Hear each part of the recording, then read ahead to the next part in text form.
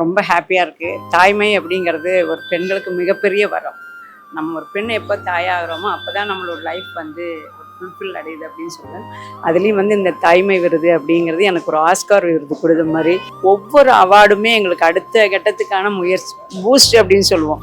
அடுத்து திரும்ப நம்ம எதாவது பண்ணணும் அப்படிங்கிற ஒவ்வொரு அவார்டுமே எங்களுக்கு வந்து அடுத்த கட்டத்துக்கான முயற்சி அப்படி தான் சொல்லுவேன். கடவுள் கொடுத்த வாழ்க்கை அப்படியே வாழ்ந்துட்டு நம்மளால் முடிஞ்சது அடுத்த இதுவும் பண்ணிட்டு போகிறோன்னா, இப்போ அடுத்தக்குள்ள எப்படின்னா ஆம்புலன்ஸ் புக் பண்ணியிருக்கோம். அதுக்கான முயற்சிகள் நடந்துகிட்ருக்கு.